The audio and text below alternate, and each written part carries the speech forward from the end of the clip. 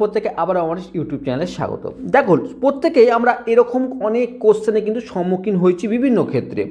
2 two the পাওয়ার 1024 মানে একটি বড় মাপের একটি কোনো সংখ্যা কতগুলি ডিজিট নিয়ে অবস্থিত হবে সেটি নির্ণয় করতে হবে। তো সেটি স্বাভাবিকভাবে আমরা জানি যে এটি ক্যালকুলেটরের মাধ্যমে তো পসিবল হবেই না।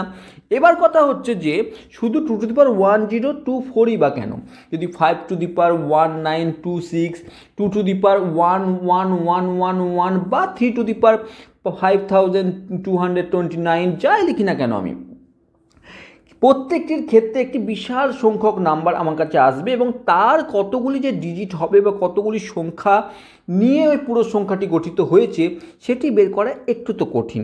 তো তার জন্য আমরা কোন পদ্ধতি ইউজ করতে পারি? আমরা এখানে লগারিদমকে ইউজ করে খুব ইজিলি একটি ফর্মুলা বা সূত্রের মাধ্যমে কিন্তু এই বিষয়গুলি অবজার্ভ করতে পারি বা এই ডিজিটগুলি নির্ণয় করতে পারি। তো আজকের ভিডিওতে আমার বানানোর উদ্দেশ্য খুব সিম্পল, যে কিভাবে এই ফর্মুলাটি ডিরাইভড হলো এবং কিভাবে আমি এই ফর্মুলাকে ইউজ করে আমি এরকম বড় মাপের কোনো সংখ্যার ডিজিট কিভাবে নির্ণয় করে, কতগুলো ডিজিট নিয়ে সংখ্যাটি গঠিত হয়েছে সেটি কিভাবে নির্ণয় করে সেটি বোঝাবার চেষ্টা করব। তো শুরু করা যাক আজকের ভিডিও।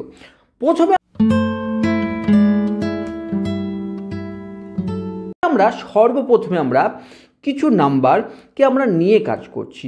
কিছু নাম্বার বলতে আমরা খুব সিম্পলি আমরা 1, 10 আমরা কি করছি, আমরা 1, খুব সিম্পলি আমরা কিছু নাম্বারকে তুলছি 1, 10, 100, 1000 এবং 10,000। এখানে লক্ষ্য করে দেখো 1 হচ্ছে 1 ডিজিট নাম্বার, এখানে কোনো আমাদের ডাউট আছে? কোনো ডাউট নেই। 10 হচ্ছে 2 ডিজিট নাম্বার, 100 হচ্ছে 3 ডিজিট নাম্বার, 1000 হচ্ছে 4 ডিজিট নাম্বার এবং 10,000 হচ্ছে 5 ডিজিট নাম্বার।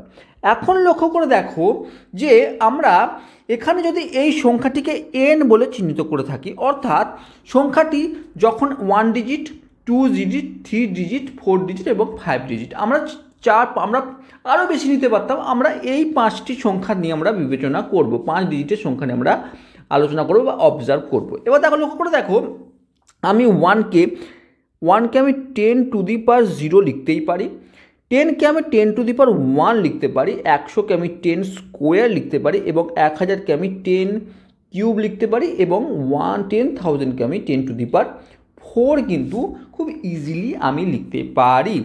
এখন কথা হচ্ছে, আমি যখন একটি সংখ্যাকে আমরা ভালো করে জানি লগারিদম কি হয়, লগারিদম সবসময় আমাদের সূচকীয় কাজকে আরও সহজ করে দেওয়ার কাজটি করে কিন্তু। তো আমরা কি করব, আমরা এখানে লগ যার বেস 10কে আমরা কনসিডার করব এবং প্রত্যেকটি জায়গায় আমরা লগ বেস 10 অপেক্ষককে ইউজ করব। তাহলে কি হবে, আমরা যদি লগ বেস 10কে যদি ইউজ করি তাহলে প্রথম ক্ষেত্রে লগ বেস 10 টু দি পাওয়ার 0, দ্বিতীয় ক্ষেত্রে log 10 base 10 to the power 1, log 10 base 10 square, 10 cube, 4 এরকম আকারে অবস্থান করবে। আমরা ভালো করে জানি যখন লগের কোনো একটি সংখ্যার মাথায় যে পাওয়ারটি থাকে সেটি সবসময় তার আগে চলে আসে, অর্থাৎ 0 লগ অফ 10 বেস 10, আর লগ 10 বেস 10 সবসময় 1, অর্থাৎ এর মান কিন্তু 0 ইন্টু 1 যাই হোক 0 হবে। একই রকমভাবে 1 ইন্টু 1, 2 ইন্টু 1, 3 ইন্টু 1 এবং 4 ইন্টু 1, অর্থাৎ 0, 1, 2, 3 এবং 4। লক্ষ্য করার বিষয় হচ্ছে যে আমার যখন 1 ডিজিট নম্বরটি পাচ্ছিলাম, কোনো একটি নম্বর যখন 1 ডিজিট, তখন সেই নাম্বারটির লগ ভ্যালু যার বেস 10 সেই লগ ভ্যালু কিন্তু শূন্যকে রিপ্রেজেন্ট করছে। একই রকমভাবে যখন কোনো নাম্বার 2 ডিজিটের নাম্বার, তখন তার লগ ভ্যালু কিন্তু 1 হচ্ছে। 3 ডিজিটের ক্ষেত্রে 2, 4 ডিজিটের ক্ষেত্রে 3, অর্থাৎ 1টি করে কম হচ্ছে, 5 ডিজিটের ক্ষেত্রে 4। অর্থাৎ আমি যদি এই লগের যদি ফাংশনকে কনসিডারও করি তাহলে আমাকে লিখতে হবে এরকম যে লগ অফ 10 বেস সংখ্যাটি মানে এখানে 10 বলো, 10 to the power 1, 10 to the power 2, 10 to, মানে এই নাম্বারটির কথা বলছি আমরা, এই নাম্বারটি n হিসাবে কনসিডার করেছি।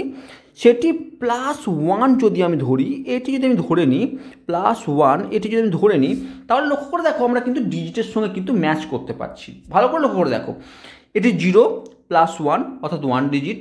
এই নাম্বারটি লগ নেওয়ার পরে কি পাচ্ছিলাম, 1 পাচ্ছি, তার সঙ্গে 1 যোগ করে দাও 2, মানে 2 ডিজিট। 100 যদি লগ নিই সেটি পাচ্ছিলাম আমি 2, তার সঙ্গে 1 যোগ করলে পাচ্ছি আমি 3 ডিজিটের নাম্বার। 1000-এর ক্ষেত্রে যার লগ ভ্যালু হচ্ছিল 3, তার সঙ্গে 1 যোগ করো 4 ডিজিট। একই রকমভাবে 4-এর সঙ্গে 1 যোগ করো 5 ডিজিটের নাম্বার। এইবার ব্যাপারটা হচ্ছে, এক্ষেত্রে আমরা যখন 1, 10, 100 এবং 1000, 10000 নিয়েছি, তখন আমরা এই যে লগ ভ্যালুটা পাচ্ছি সেটি কিন্তু আমরা একটি পূর্ণ সংখ্যায় পাচ্ছি, কিন্তু সেটি তো নাও হতে পারে না। আমরা এবার কনসিডার করি 10 এবং 100-র মাঝখানে কোনো একটি নাম্বার। এবার 10 আর 100-র মাঝখানে অনেক নাম্বার আছে, তার মধ্যে আমি যদি ধরে নিই 25 একটি নাম্বার, 50 একটি নাম্বার এবং 99 একটি নাম্বার। এই প্রত্যেকটি কিন্তু 2 ডিজিট নাম্বার। এবার লক্ষ্য করে দেখো, আমি যদি এই লগ বেসে যদি আমি 10 টু দি পাওয়ার 25 বা লগ 10 বেস 50, 99, এদের মান আমরা যদি ক্যালকুলেটরেও বের করি, একটি সুন্দর জায়গায় আসবে সে মানগুলি। সেটি হচ্ছে, এর মান আসবে 1.397 সামথিং ডট, এর মান আসবে 1.698 1.999 সামথিং, এরকমভাবে কিন্তু আসবে। লক্ষ্য করার বিষয় হচ্ছে যে এগুলি 1-এর থেকে ছোট নয়, সবগুলি 1-এর থেকে বড়। এবার ব্যাপার হচ্ছে দেখো, এদের সঙ্গে আমরা কি বললাম, লগ ভ্যালুর সঙ্গে 1 অ্যাড করতে হবে, যদি আমি 1 অ্যাড করি তাহলে এটির ভ্যালু কি এসে যাবে 1.397, এটি 1 অ্যাড করলে হয়ে যাবে 2.397। আমার কি করতে হবে, 1 + 1 অ্যাড করতে বলেছে, আমি এই নাম্বার এলাম। এর ক্ষেত্রে আমরা 2.698, এর ক্ষেত্রে আমরা 2.99 এরকম একটি নাম্বারকে পাবো, ডট চলতে থাকবে। যাই হোক, এবার কথা হচ্ছে যে যদি আমি এই ফর্মুলাটিকে যদি কনসিডার করে নিতাম, তাহলে একটি জায়গায় এসে অসুবিধা হতো, এই যে যখন আমরা এই পয়েন্টের পরে এরকম সংখ্যা আসছে, তখন আমরা একে 2 হিসাবে কনসিডার করব না 2-এর বেশি হওয়ার জন্য এটাকে রাউন্ড অফ হিসাবে কনসিডার করব, সে বিষয়ে কিন্তু কোনো রকম ক্লিয়ারেন্স এখানে নেই। তো গণিতজ্ঞরা লক্ষ্য করে দেখলো যে 25 এই নাম্বারটি কিন্তু 2 ডিজিটের নাম্বার, 50 2 ডিজিটের নাম্বার এবং 99 2 ডিজিটের নাম্বার। আর এদের যে লগ ভ্যালু সেটি 2.397, 2.698 এবং 2.999। এটি 3 নম্বরটি মানে 2.99 চলছে, কিন্তু 3-এর কম।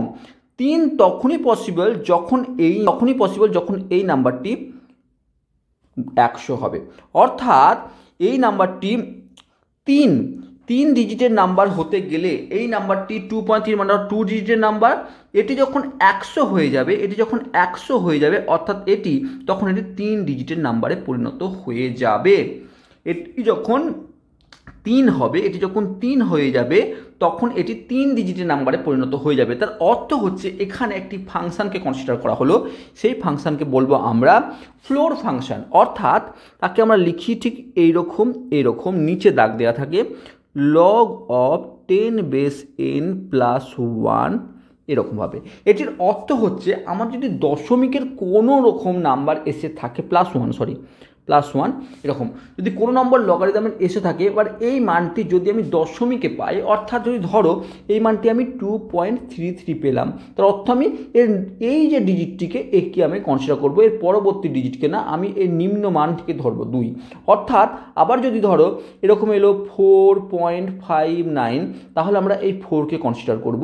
আবার যদি ধরো তোমার কাছে এলো 10.79, তাহলে আমি 11 কনসিডার করবো না, আমরা 10কেই কনসিডার করব। এই ফাংশনকে এই ফ্লোর ফাংশন বলা হয়, যেটি আমাকে এটি রিপ্রেজেন্ট করছে। তাহলে আমরা লক্ষ্য করে দেখো, আমরা যদি সেই ফর্মুলাটিকে ইউজ করি, তাহলে লক্ষ্য করে দেখো এটি যদি আমরা ফ্লোর ফাংশন হিসেবে ইউজ করি,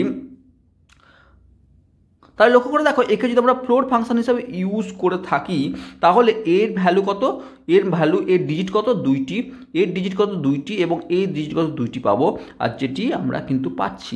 এবার আসছি আসল কোশ্চেনে, অর্থাৎ এখন আমি যদি ফর্মুলাটি ডিরাইভ করে ফেললাম, কি ফর্মুলাটি, আমাকে ফ্লোট ফাংশন log 10 বেসে n মানে যে নাম্বারটি সে নাম্বারটি +1, এটি হচ্ছে আমার কিন্তু এখন আসল ফর্মুলা। এখন 2^1024 আমাকে বের করতে হবে। তাহলে আমি কি করব, আমি log of 10 বেসে 2^1024 +1 আমি কনসিডার করব, এই ফর্মুলাকে ইউজ করব। আমি তার পরের লাইনে কি পাবো, আমি 1024 log of 10 বেসে 2 +1 এটিকে আমি পাবো। ঠিক আছে, এবার আমরা যদি একটু মান বের করি, আমরা এই log 10 বেসে 2 এর মান আমি পাবো 1024 ইন্টু এই যে এইটুকুর মান log 2 এর মান হচ্ছে 0.301 চলতে থাকবে। যাই হোক, সামনে আমি এইটু 3 ডিজিট পর্যন্ত নিচ্ছি, +1 আমরা এই দুটি গুণ করে এবং 1 যোগ করলে পাবো 309.2 সামথিং কিছু একটি পাবো। তো আমরা একটু এরকম জায়গায় আসবো, 309.2 এরকম সামথিং কিছু পাবো। অর্থাৎ আমরা এখানে আমরা সর্বনিম্ন মান ধরবো, অর্থাৎ 309কে কিন্তু আমরা ধরবো, 309কে কিন্তু আমরা ধরবো, অর্থাৎ আমার অ্যান্সার হচ্ছে 309। অর্থাৎ আমি যদি 2^1024 এর কত ডিজিটের হবে, 309টি সংখ্যা হবে বা 309টি ডিজিট হবে। তো আমরা কোন ফর্মুলাকে ইউজ করলাম, আমরা এই ফর্মুলাকে কিন্তু ইউজ করলে এই কাজটি করলাম। তো যদি আমার উদ্দেশ্য ছিল সিম্পলি ফর্মুলাটি কীভাবে ডিরাইভ হলো, কোন অবজারভেশনের ভিত্তিতে ডিরাইভ হলো, এই বিষয়গুলি ক্লিয়ার করা, আশা করছি বিষয়টি ক্লিয়ার হয়েছে। এবং ইন ফিউচার যদি তোমার কাছে কোনোরূপ এরকম কোশ্চেন থাকে, তাহলে এই কোশ্চেন আসে, তাহলে আমার মনে হয় না তো কোনো রকম ডাউট হবে। তো যদি ভিডিও ভালো লাগে অবশ্যই চ্যানেলকে সাবস্ক্রাইব করো। Thank you for watching.